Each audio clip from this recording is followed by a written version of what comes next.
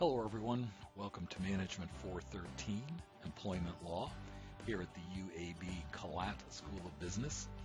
In this video we will be covering occupational safety and health using Chapter 15 of our textbook. The primary law here is the Occupational Safety and Health Act, and the primary agency that many of you have probably heard about is the Occupational Safety and Health Administration, also known as OSHA. We will also be covering workers' compensation. As I said, the Occupational Safety and Health Act is the primary federal law that governs the safety of private sector workplaces. Its focus is on preventing injuries. OSHA goes about ensuring that workplaces are safe in one of two ways. One would be to set standards to address specific hazards, and the other would be to use what's called its general duty clause. We will be looking at both of those. Employers who argue that it is not possible or it is infeasible to comply with a safety standard that OSHA has developed have to show that it would be impossible or would render performance of work impossible. That is a pretty tough standard. I'm sorry to say that workplace deaths are still rather common. Look here, as recently as 2012, 12 people a day were being killed on the job. That's pretty sobering. Here's a case involving an OSHA standard, in this case in a very specific industry, the construction industry. The holding here was that after a construction trench collapsed, the company had violated OSHA safety standards by failing to instruct employees on proper safety measures. Here are some examples of general industry standards that OSHA has developed for substances. You can see the substances here, such as benzene for equipment. What should be the safety standards for woodworking equipment, for cranes, for work processes? What should be the general industry standard for arc welding? Environmental conditions, what should be the general industry standards for ventilation? And safety practices, what should be the general industry standard for the energy sources that might be hazardous, such as nuclear energy? Noise is regulated, and there is a very specific noise standard that is used. Violation of an OSHA safety standard would be shown, as you can see here. There has to be a standard. It wasn't complied with. One or more employees were exposed, and the employer knew or should have known about the standard. The process of adopting new safety standards is very lengthy and very contentious. As a result, they take a very long time and can be very expensive. When OSHA, for example, tried to reduce the permissible exposure limit for benzene, lawsuits followed. The Supreme Court ruled that OSHA had to prove that the new standards that they wanted to set addressed a significant risk to the health of employees. Not just any risk, a significant risk. As a result of all that, the revised regulation for benzene was struck down. OSHA also is required to conduct a cost-benefit analysis whenever they are attempting to impose a new standard. It's impossible for OSHA to create a new standard for every workplace hazard. That's why they rely on the general duty clause.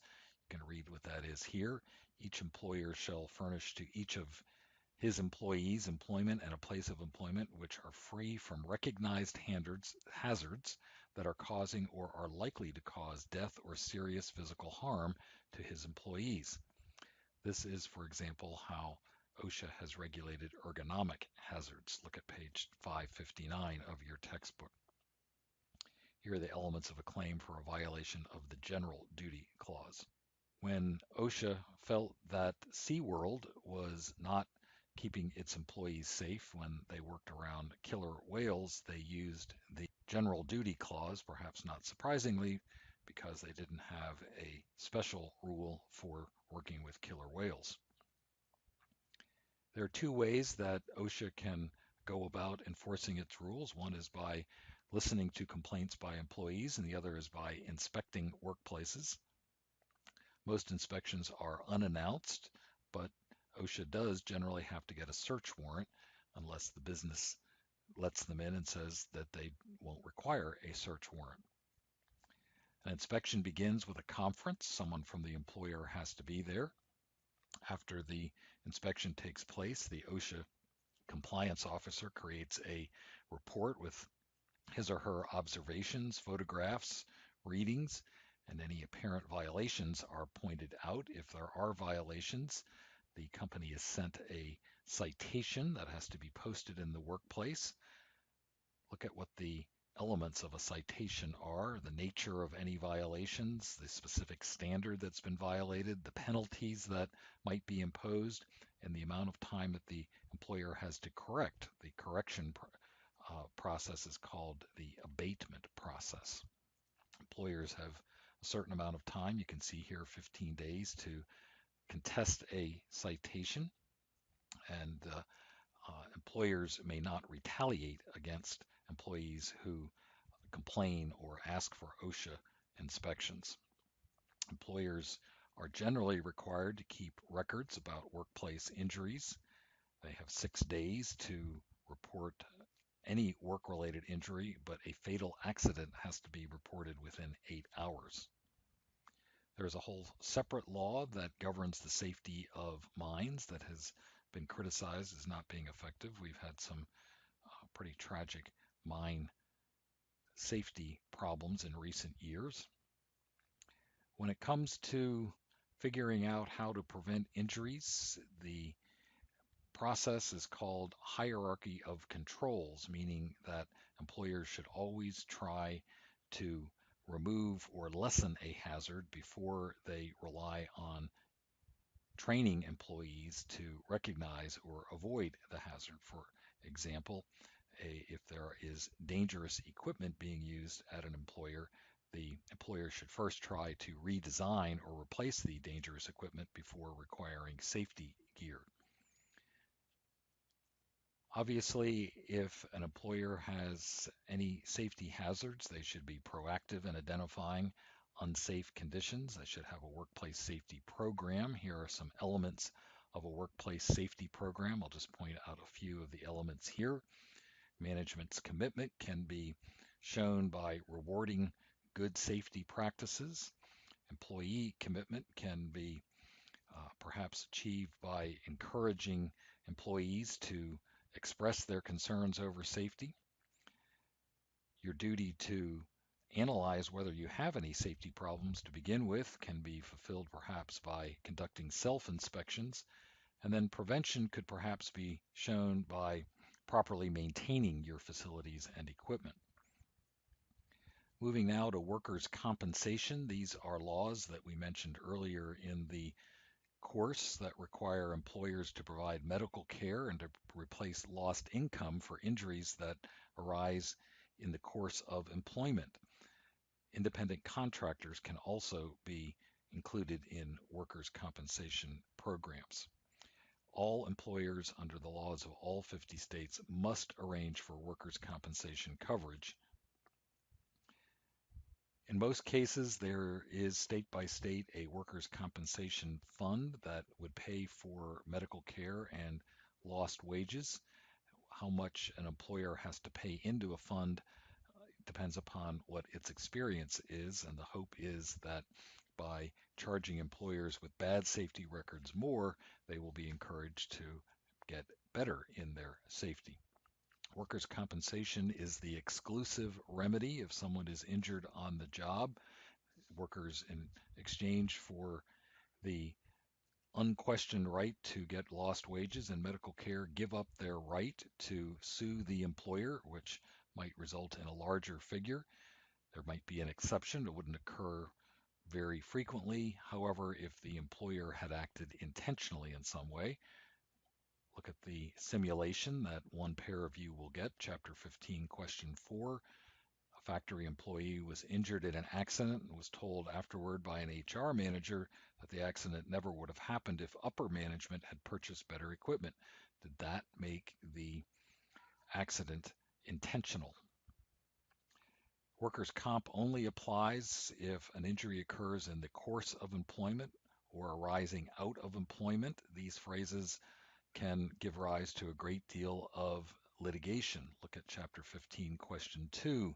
An employee who was injured by a falling shelf at her place of employment, but it was her day off. Did that arise in the course of her employment?